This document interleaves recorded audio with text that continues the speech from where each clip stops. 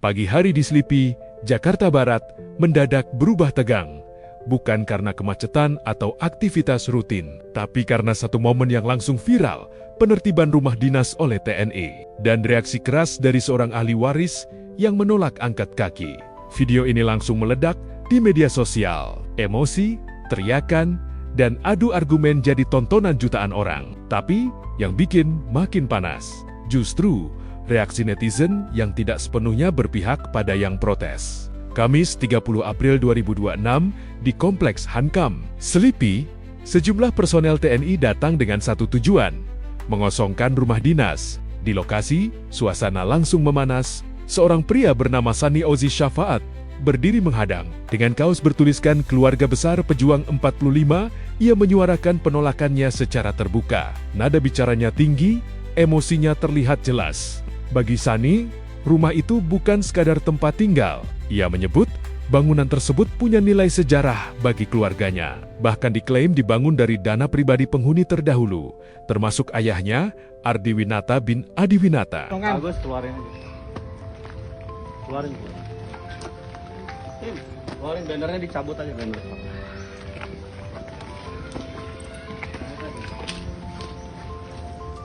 TikTok.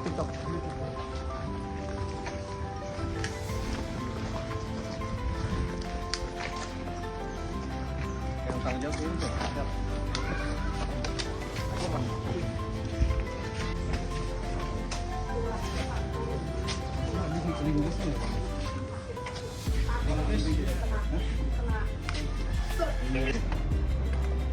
Mas, namanya siapa Mas?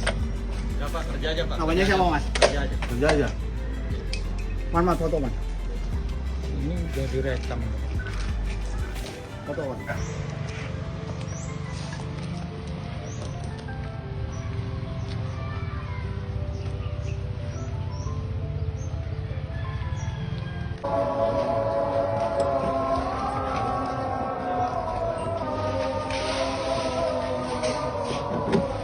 Dikuasai oleh negara.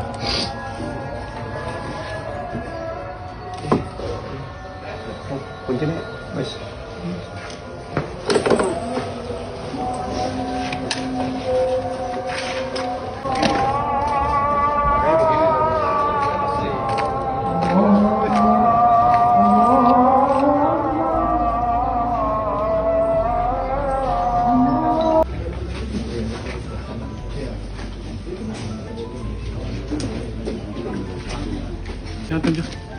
Siap. Baik-baik Pak. Sehat-sehat Pak ya. Bung. Pak, lihat saya Pak. Pak, saya lahir di sini Pak. Ya, perlu dicatat Pak. Saya lahir di sini Pak. Di tengah situasi panas itu, Sani berkali-kali menegaskan satu hal. Ia merasa diperlakukan tidak adil. Namun di balik itu, ada sisi lain yang tak kalah penting. Pihak keluarga menyatakan bahwa status rumah tersebut masih dalam proses kasasi di Mahkamah Agung. Artinya, menurut mereka, belum ada keputusan hukum tetap. Karena itu, mereka mempertanyakan kenapa pengosongan dilakukan sekarang. Mereka berargumen, proses seperti ini seharusnya melalui perintah pengadilan, bukan dilakukan langsung di lapangan. Disinilah konflik makin tajam. Satu pihak bicara soal hak dan proses hukum, sementara pihak lain bicara soal aturan yang harus dijalankan.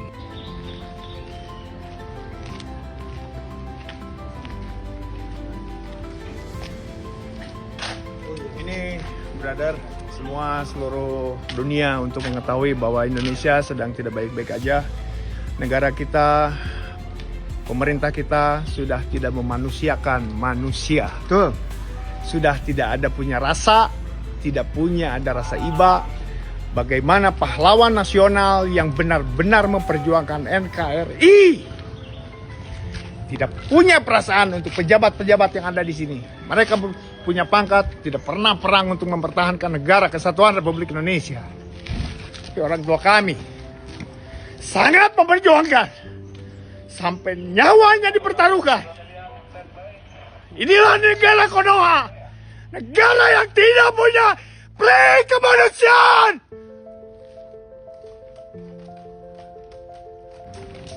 makan, minum, tidur, jabatan naik, udah selesai. Sementara sekarang, apa yang mereka lakukan? Perang, mana perang?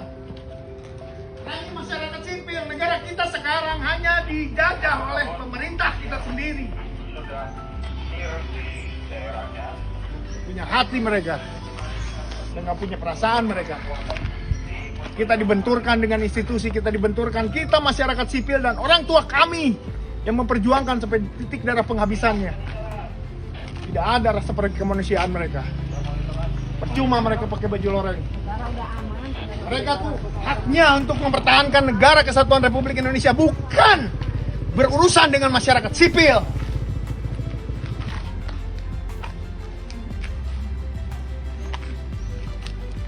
Gayanya aja tantang petenteng, punya pangkat.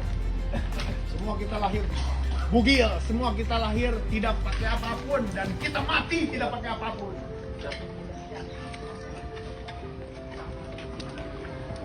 Allah bersama kita. Siapapun yang dolim, rasakan akibatnya.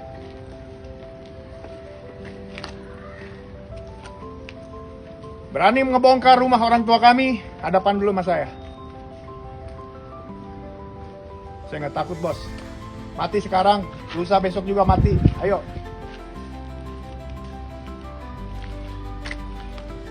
Harga dirinya.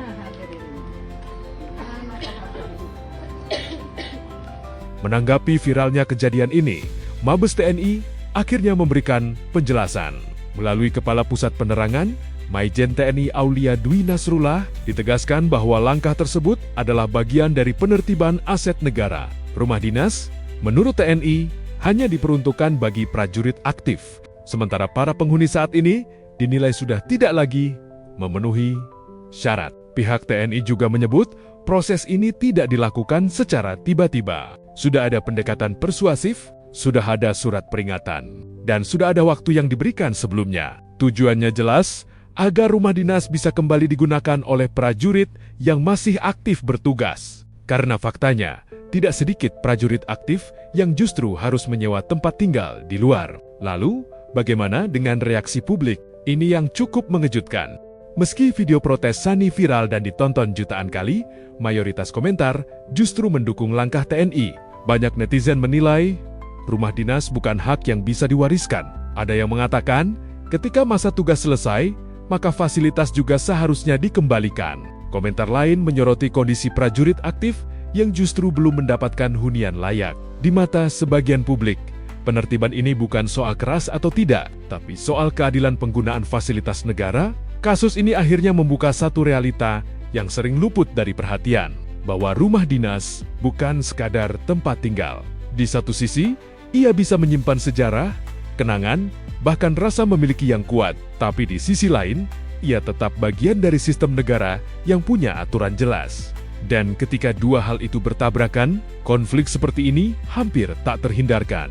Akhirnya, peristiwa di Selipi ini bukan cuma soal pengosongan rumah, tapi tentang bagaimana aturan, emosi, dan kepentingan bisa saling berbenturan di ruang publik. Dan dari sini, muncul satu pertanyaan yang terus jadi perdebatan. Apakah ini bentuk ketegasan yang perlu? Atau justru ada sisi kemanusiaan yang terlewat?